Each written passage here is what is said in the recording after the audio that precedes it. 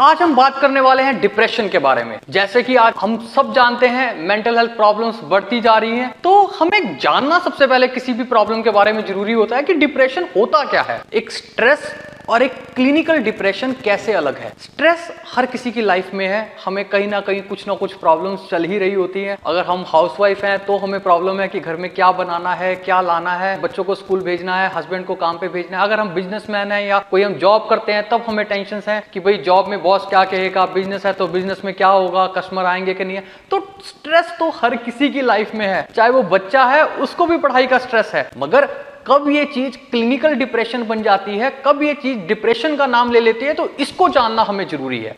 नमस्कार, मैं हूं doctor robin, MBBS MD neuropsychiatrist, hospital Karnal से। और आज हम आपके सामने पेश हो रहे हैं अपना एक बहुत ही प्यारा टॉपिक लेके, डिप्रेशन के बारे में। डिप्रेशन क्या होता है? जब हमारी नर्व्स में, हमारे शरीर में नसें होती हैं जो ब्रेन से आती हैं और हमारी पूरी बॉडी में होती है, जब उन नसों के अंदर कुछ न्यूरोट्रांसमीटर्स कह लीजिए, केमिकल्स कह लीजिए, वो कम हो जाते हैं। कौन से केमिकल? Serotonin, dopamine, norepinephrine. जब ये केमिकल कम हो जाते हैं तब कहीं ना कहीं हमारी नसें कमजोर हो जाती हैं और हमको जल्दी नर्वसनेस होने लग जाती है। तब हम क्या होता है कि जो हमारा स्ट्रेस होता है हम उसको हैंडल नहीं कर पाते, तब हमें ज्यादा नेगेटिविटी रहने लग जाती है, मन ज्यादा उदास रहने लग जाता है, छोटी छोटी प्रॉब्लम्स भी हमको बड़ी लगने लग जाती है। तब हम कह सकते हैं इंसान को डिप्रेशन हो रहा है या डिप्रेशन के लक्षण आ रहे हैं। तो एग्जैक्टली क्या डिप्रेशन के लक्षण होते हैं, इस पे आज हम बात करते हैं। डिप्रेशन के लक्षण होते हैं मन का उदास रहना। मन हर समय उदास रहेगा, किसी भी चीज में मन नहीं लगेगा। कोई भी छोटी सी भी बात हो जाएगी ना तो हमें उदासी और निराशावादी वाले विचार आएंगे। दूसरा क्या होगा? हमारा किसी भी काम में मन नहीं लगेगा। जो चीजें हमें पहले बहुत अच्छी भी लगती थी ना, आज हमें वो भी अच्छी नहीं लगेंगी। हाउसवाइफ को खाना बनाना अच्छा नहीं लगेगा, जो ऑफिस जाता है उसको ऑफिस का काम अच्छा नहीं लगेगा, बिजनेसमैन को अपना बिजनेस बिल्कुल अच्छा लगना बंद हो जाएगा, उसको कुछ भी एंथुजियाज्म नहीं रह जाएगा काम करने के लिए। अगर एक बच्चे को क्रिकेट पसंद था तो हो सकता है उसको क्रिकेट खेलने का भी ना मन करे, अपने दोस्तों से मिलने का मन नहीं करेगा, बाहर घूमने का मन नहीं करेगा, किसी भी चीज का मन हमारा कम हो जाता है। पहला, मन उदास रहने लगता है। दूसरा, किसी भी चीज में मन नहीं लगता है। तीसरा, हमारी याददाश्त में कई बार कमी लगने लग जाती है। छोटी छोटी चीजें हम रख के भूलना शुरू हो जाते हैं कि हमने ये रखा था, भूल गए। किसी से मिले थे, उसका नाम भूलना हम शुरू हो जाते हैं। हमें काम में प्रॉब्लम आने लग जाती है कि हम कई बार अपना जो डेली रूटीन का काम है उसमें हमें प्रॉब्लम आती है क्योंकि हम भूलना शुरू हो जाते हैं। और क्या हो सकता है? नींद में बहुत कमी हो सकती है या बहुत ज्यादा नींद भी आ सकती है। बहुत सारे मेरे पास पेशेंट आते हैं जो कहते हैं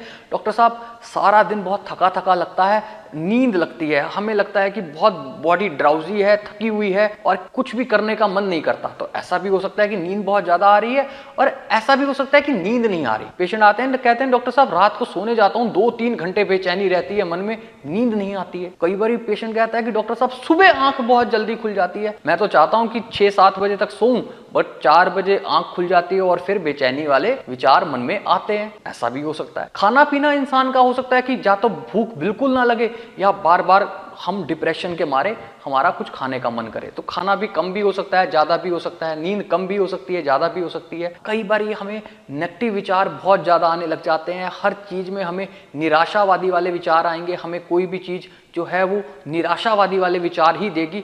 और कई बार ये विचार इतने ज्यादा हो जाते हैं कि सुसाइडल थॉट्स, मरने के विचार भी इसमें आना शुरू हो जाते हैं। तो ये कुछ डिप्रेशन के मानसिक लक्षण हैं। मगर इसके साथ साथ शारीरिक लक्षण भी बहुत सारे पाए जाते हैं, जैसे कि सर दर्द होना, सर्वाइकल का दर्द होना, छाती की धड़कन का बढ़ जाना, एक साइड हमारे पूरी बॉडी में दर्द रहना, घबराहट रहना, बेचैनी रहना, हमें पूरे शरीर में कपकपी होना या हाथों में कंपन होना, किसी से मिलने जाएं तो हमें हाथों में कंपन होने लग जाए।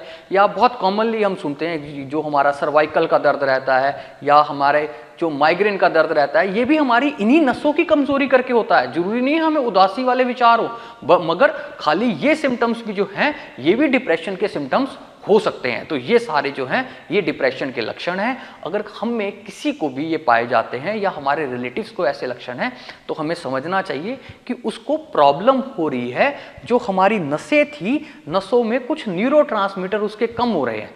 ऐसा नहीं है कि लाइफ में कोई प्रॉब्लम चल रही है बहुत बड़ी, लाइफ की प्रॉब्लम हैंडल नहीं हम कर पा रहे हैं क्योंकि हमारी नसों में आज केमिकल कम हो गए हैं। इसी के चलते छोटी छोटी प्रॉब्लम्स हम हैंडल नहीं कर पाते, तो काम पे हमारा हो सकता है चिड़चिड़ापन हो, फैमिली में हो सकता है कि हम चिड़चिड़ेपन में रह रहे हो, हमें गुस्सा जल्दी आ जाता है, हम अपने शरीर पे ध्यान नहीं दे पा रहे, हम एक्सरसाइज नहीं कर रहे, कई बार हमारा बीपी शुगर बहुत बढ़ा हुआ रहना शुरू हो जाता है। तो ये सारे लक्षण होते हैं, और ये लक्षण अगर कभी भी 15 दिन से ज्यादा लगातार रह रहे हैं किसी भी पेशेंट को, तो उसको एक डॉक्टर को कंसल्ट कर लेना चाहिए, डॉक्टर से सलाह कर लेनी चाहिए कि भाई ये क्यों हो रहा है और इसके लिए हम क्या सहायता कर सकते हैं। तो अगर किसी को भी ऐसी प्रॉब्लम हो तो हमें क्या करना चाहिए? अगर किसी को भी ऐसी प्रॉब्लम हो ना, तो हमें ना अपनी लाइफस्टाइल को चेंज करना बहुत जरूरी है। लाइफस्टाइल को हम कैसे चेंज कर सकते हैं? सबसे पहले अपने डे का एक शेड्यूल बनाइए, सुबह जल्दी उठिए और एक्सरसाइज करने के लिए जरूर चाहिए। डाइट में फ्रूट्स एंड वेजिटेबल्स को बहुत सारा इंक्लूड करिए। किसी भी प्रकार के नशे से बहुत दूर रहिए, हमें किसी भी प्रकार का नशा नहीं करना चाहिए। Social media, Facebook, WhatsApp, Instagram, किसी भी टाइप के फेसबुक या किसी भी टाइप के सोशल मीडिया से हमें कम से कम यूज़ करना चाहिए। इवन मैं तो कहूँगा फ़ोन का और टीवी का ही इस्तेमाल कम से कम करिए। अपनी फैमिली के साथ बहुत अच्छा टाइम स्पेंड करिए। एक अपने लिए, खासकर अपने लिए थोड़ा सा टाइम जरूर रखिए जिसमें आप अपने साथ बैठे हैं, अकेले बैठे हैं और अपना टाइम इंजॉय कर रहे हैं। तो अगर हम ये सारी चीज़ें करेंगे ना, तो डिप्रेशन हमारे पास नहीं आएगा। और अगर फिर भी हमारी लाइफ में ऐसा कुछ हो जाता है, हम इतने उदास रहने लग सकते हैं, तो हम किसी भी डॉक्टर के पास जा सकते हैं। हम अपने रिलेटिव्स को, अपने अगर फैमिली मेंबर को, किसी को भी ऐसी प्रॉब्लम है तो जरूर अपने फैमिली मेंबर को डॉक्टर के पास भी लेके जाइए।